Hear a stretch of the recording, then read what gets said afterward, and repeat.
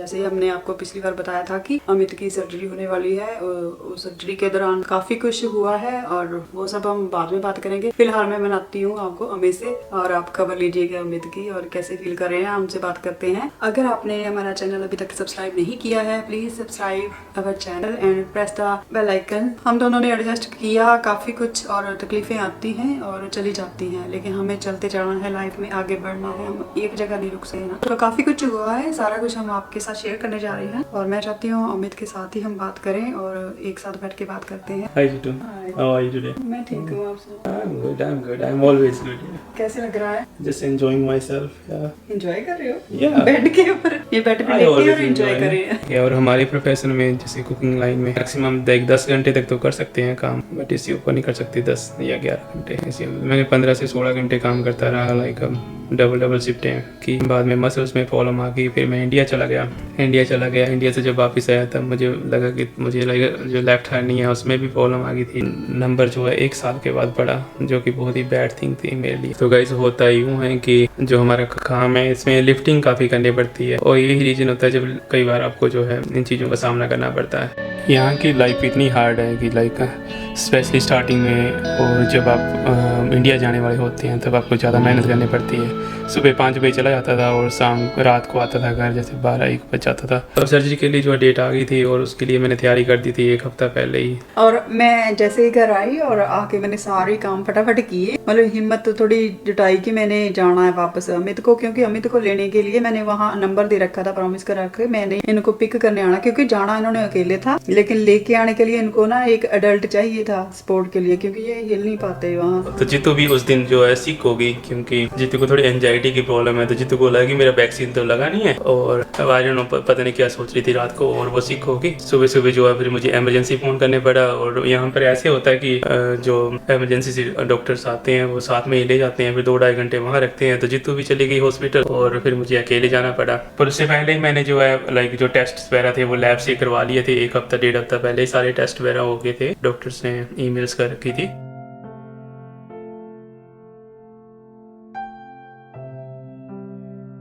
और जब हम टेस्ट वगैरह करा लेते थे वो ऑनलाइन रिपोर्टें चली जाती उनके पास।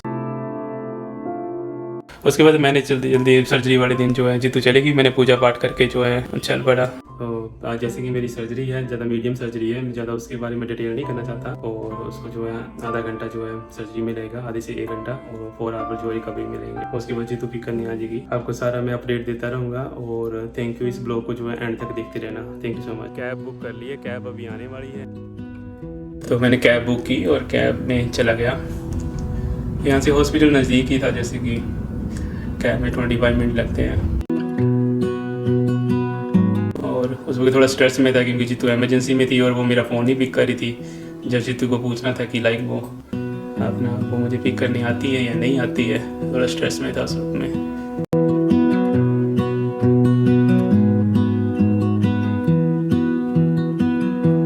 यहाँ पे कनाडा में मुझे 5 साल हो गए, इतनी बड़ी प्रॉब्लम आई नहीं मुझे यहाँ पर। It was like first time. Hospital भी देखो अब खाली पड़े हुए, लोग कोई आना नहीं चाहता है। और उस वक्त मैं सर्जरी करवाने जा रहा था। That was the bad thing. तो फटाफट उन्होंने अब कपड़े दिए और हम कब वही तैयार हो गए। जैसे मैं हॉस्पिटल से आई और मैं खुद अमित को लेने ही चली गई, क्योंकि मेरे को पता चल गया था, फ़ोन आ गया था। और अमित बहुत स्लीपी थे क्योंकि दवाई का नशा था बहुत ज़्यादा, और जल्दी से हम घर चले गए। और दूसरे दिन सुबह मैंने हेल्प की, क्योंकि रात को तो अमित सोए रहे, और सुबह ब्रश करने में हेल्प की, लेटे सारा कुछ करना पड़ा, हाथ मुँह धोना पड़ा। तो ये सारा कुछ पहली बार ही हो रहा था। अमित को इतना उठा भी नहीं जा रहा था, हिला भी नहीं जा रहा था ऑनेस्टली।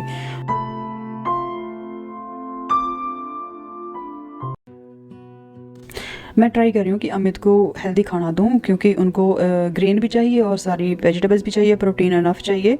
तो आई होप उनको पसंद आए, लेकिन जिसमें फाइबर्स हों, ज़्यादा से ज़्यादा फाइबर्स हों, प्रोटीन हो, और सारी सब्जियों का हो असर, और लाइट हो और लिक्विड भी हो। 1 हफ्ता मैंने अमित को ऐसी ही डाइट पे रखा, जिसमें लिक्विड खाना हो और प्रोटीन हो, फाइबर।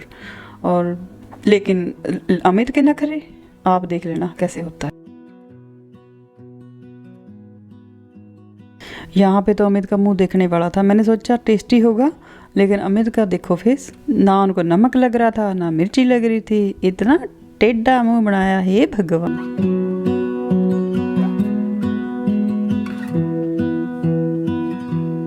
नेक्स्ट मॉर्निंग मैंने ट्राई किया कुछ डिफरेंट करने के लिए, क्योंकि अमित की सेहत और ख़राब होती जा रही थी और स्वेलिंग हो रही थी काफ़ी ज़्यादा।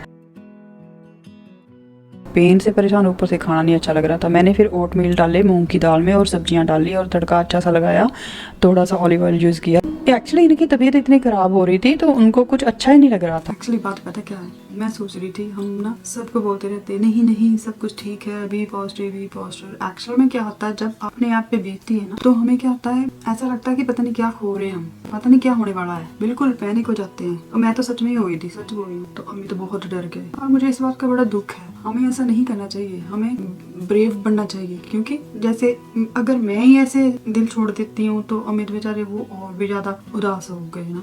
तो एक तो उनकी सर्जरी, ऊपर से मेरे को पता नहीं क्या हो गया, एकदम से बहुत ज़्यादा सिचुएशन ख़राब हो गई। तो मेरे को बड़ा दुख हुआ। और मैं लेकिन दोबारा क्या हुआ, दोबारा मैं ये चाहती हूँ कि जब ये दोबारा हॉस्पिटल गए हैं, मैं चाहती कि ठीक है इनको प्रॉब्लम हो था ना, तो मैंने बताया नहीं इनको कि मेरे को प्रॉब्लम हो रही है। मैं अकेली घर में थी, क्योंकि वो दोबारा इनको जब एम्बुलेंस लेके गई ये अकेले गए, क्योंकि एम्बुलेंस वाले हॉस्पिटल में आपके साथ किसी को नहीं लेके जाते, सिर्फ पेशेंट को लेके जाते हैं। जबकि अमित चाहते थे कि मैं उनके साथ जाऊँ, लेकिन वो नहीं माने। आई थिंक 2-2:30 बजे एम्बुलेंस आई अमित के लिए, क्योंकि थोड़े से ज़्यादा हो गए थे बीमार, बीच में थोड़ी सी कॉम्प्लिकेशन आ गई थी और हमें पता नहीं चल रहा था कि इतनी स्वेलिंग क्यों आ रही है। तो कुछ हद तक मेरे को नॉलेज थी, लेकिन जब नॉलेज मेरी ऊपर से ऊपर चली गई, मेरे को समझ नहीं आ रही थी, तब हम लोगों ने एम्बुलेंस को कॉल की ताकि इनके सारे टेस्ट हुए। इनके सारे टेस्ट हुए हैं, वो तो खुद ही बताएंगे आपको कि कितने हुए हैं, लेकिन बड़ा कुछ हुआ है। और पूरी रात मैं सोई नहीं, अकेली थी घर में पूरी रात। ये सुबह 4:30 बजे आए वापस और घर से इतने कॉल आ रहे थे उनको, सब परेशानी, बहुत ज्यादा टेंशन। और मैं ट्राई कर रही थी कि मैं कंप्यूटर पे बिजी हो जाऊं और मेरा ध्यान सारा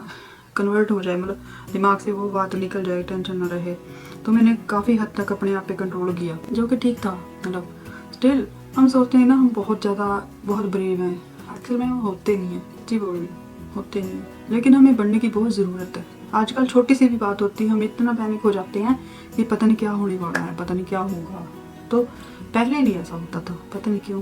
पहले मैंने देखा हमारे दादी दादा के ज़माने में लोग बड़े स्ट्रॉन्ग होते थे, छोटी सी बात को लेके भी मतलब इतना वो नहीं करते थे। अगर बड़े से बड़ा दुख भी वो उठाने के लिए मतलब एक दूसरे को बड़ी मतलब उनमें बड़ी स्ट्रेंथ थी दर्द को बर्दाश्त करने की। आजकल हमारे में कुछ ही नहीं है, देखने को हम हट्टे कट्टे लगते हैं, हेल्दी बिल्कुल खाते पीते, लेकिन ना तो दिल है, सहनशीलता है, ना ही हेल्थी है प्रॉपर बॉडी। इम्यून सिस्टम इतना वीक हो गया है, कितने दुख की बात है। ये सारा पता क्या है, पहले किसी का ना बुखार होता था बोलते थे चाय पी लो बस ठीक हो जाओगे, ये काढ़ा पी लो ठीक हो जाओगे, गर्मी आ जाएगी, पसीना आ जाएगा तो बुखार उतर जाता था। आजकल के तो बुखार भी ऐसे हो गए ना, इतने कॉम्प्लिकेट हो जाते पता नहीं चलता, टाइफाइड हो जाता है। पर एक बार बताऊँ, कद्दू बड़ी स्ट्रॉन्ग है। वैसे जब भी ये दुखी भी होते हैं ना, मेरे को नहीं बताते कि मैं दुखी हूँ। मैं बीमार हुई, वो सैड जरूर थे, लेकिन मेरे सामने बिल्कुल नॉर्मल थे, टोटली जैसे कुछ हो ही नहीं रहा। मुझे नहीं लग रहा था, मुझे लग रहा था कि इनकी सर्जरी है, ये कैसे मतलब हैंडल कर पाएंगे ना। मैं पैनिक थी और ये बिल्कुल नॉर्मल लग रहे थे, लेकिन एक्चुअली था नहीं ऐसे। लेकिन उन्होंने क्या मुझे दिखाया कि मैं ब्रेव हूँ, तो उससे थोड़ी सी पॉजिटिविटी आई मुझे लगा कि ये हैंडल कर पा रहे हैं, ये ठीक है। और मैं डरपोक, मैं खुद को बोलती हूँ कि मैं बड़ी स्ट्रॉन्ग कुछ नहीं है। इस बार मैंने देखा है बिल्कुल। लेकिन अमित ये हॉस्पिटल गए, इतने फनी है, सबको हंसाते रहते हैं हॉस्पिटल में, नर्सेज सारे, वो डॉक्टर सारे हंस रहे थे इनकी बातों पे। ये इतने पंच मारते थे वहाँ, सारे हंस रहे थे। उनको लग नहीं रहा था कि इस इंसान की सर्जरी है या ये जस्ट फनी फंड करने आया है। उनको लग ही नहीं रहा था कि ये बंदा सर्जरी कराने आया है। मतलब इतने मतलब फनी तरीके से थे, और सारा कुछ ये रिकॉर्ड भी कर रहे थे साथ में, तो कमाल की बात है। तो ये काफ़ी हद तक पॉजिटिव है, और ये पॉजिटिव है तो मेरे को सपोर्ट मिल जाती है, क्योंकि मैं बहुत ज़्यादा सेंसिटिव हूँ, मुझे बहुत जल्दी सपोर्ट चाहिए होती है। तो इसलिए हमारा जॉब भी लेट हो गया, इसी चक्कर में दोबारा हॉस्पिटल गए। पहले ही इतना टाइम लगता है रिकवरी को, आगे कब रिकवरी हुई पता नहीं।